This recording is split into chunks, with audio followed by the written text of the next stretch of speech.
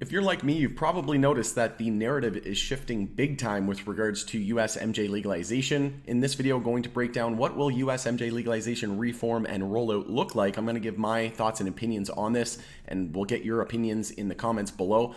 But before we get to it, make sure to smash the like, help support me, and the channel doesn't cost you anything. If you're new, you can subscribe, tick the bell, you can be notified on any future videos or when I go live.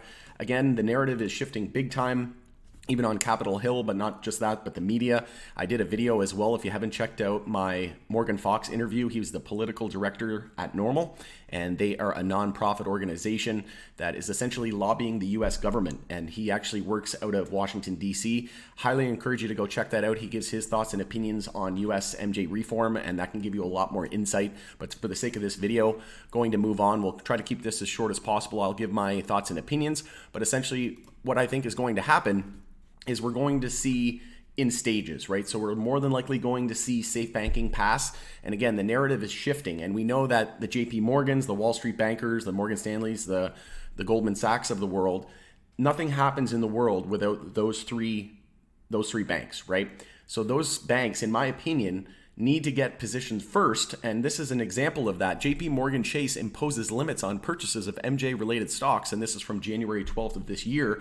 And again, they're trying to hinder the sector. They need to get positioned themselves, and essentially they do not want the public, they do not want their clients buying it before they get their bags packed. So in my opinion, the most likely scenario that we're going to see is going to be the first aspect of reform is going to be safe banking.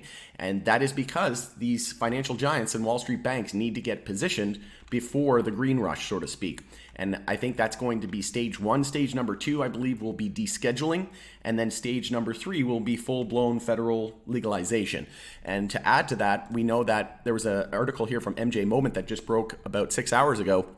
The Senate MJ banking sponsor gives details about forthcoming Safe Plus reform package. So we're seeing more discussion, more media coverage, and more articles about that. Also today, a new poll shows overwhelming support for MJ banking legislation.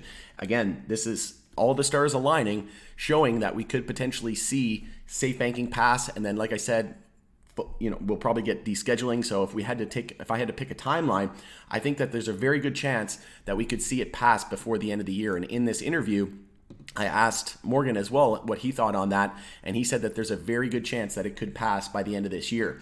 And if that's the case, I think over the next 3 to 6 months, we could see some reform with regards to safe banking. That's going to give businesses access to traditional funding and capital. It's going to allow customers to be able to use their credit cards. Right now, essentially, businesses are operating as a cash-only business, and you can essentially buy with a debit card, but they're essentially charging you an ATM fee is what's happening.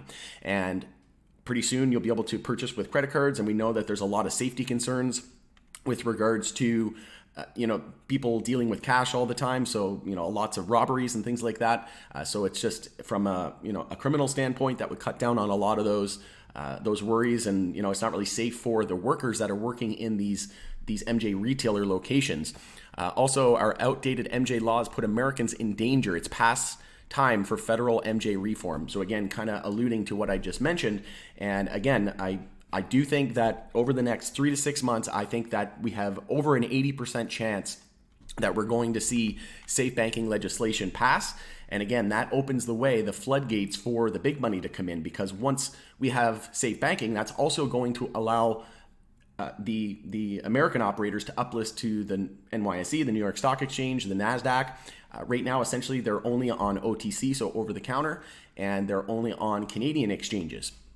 So that limits the ability, especially when JP Morgan Chase is imposing limits on purchases on MJ-related stocks. We know that JP Morgan was fined almost $1 billion for manipulating gold and silver markets. So if they're doing that with the precious metal sector, which has been around essentially since financial markets began, they're definitely going to manipulate an illegal substance still in the US, in my opinion. And again, over the next 3 to 6 months, so a lot of people are asking me, what's going to really lift MJ out of the rut that we're in? And again, we're seeing a lot of bullish news from a lot of different companies.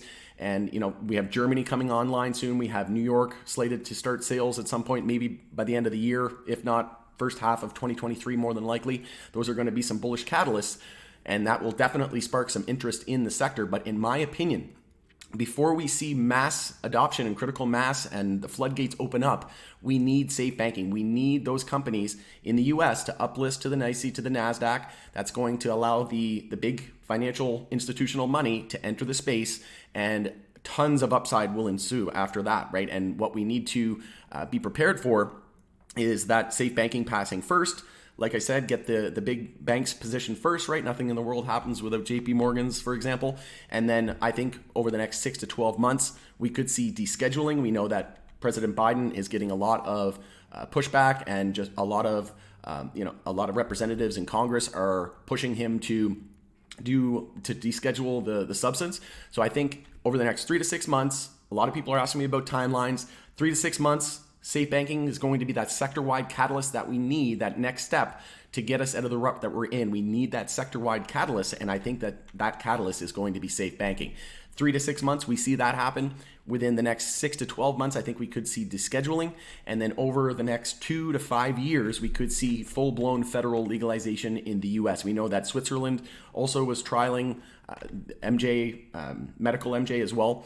So there's a lot of different countries. We know Thailand as well. France is ramping up their activities and legalization efforts as well. So I think the writing is on the wall. And again, that's what I could see happening is we see safe banking, 3 to 6 months, descheduling 6 to 12 months, and then over the next 2 to 5 years, we see full-blown federal legalization. Of course, if anything happens any sooner than that, we'll take it, but that's my realistic time frame on what we could potentially expect for dates and my, thoughts on the actual rollout. So I think it's going to happen in stages. And again, that first stage, safe banking, then descheduling, then full-blown federal legalization. And we know that the Biden administration hasn't really been, putting a lot of effort or time or attention into the MJ space. And again, I've said this time and time again, I think that MJ is not going to start a new bull market until tech stocks and crypto enter their bear market and finish their bull market. But that's just what I think. Let me know in the comments below what you think. I always love hearing from you. Drop your opinions and thoughts in the comments below, and we'll continue the conversation there.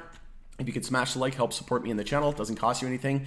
And if you're new, subscribe, tick the bell to be notified on any future videos or when I go live. All right, going to end it there. Hope you have a great night. Just as a reminder, I'm going to be on vacation, so I'll continue to get videos out periodically when I can. And obviously, if something catastrophic happens or we have a huge event, I'll more than likely do an update, even if it's on the mobile. You can expect some updates, but I'll be on vacation for about a week and a half, and then I'll resume the regular schedule after that. All right, thanks again. It's Rob with Power Group. We'll see you on the next video.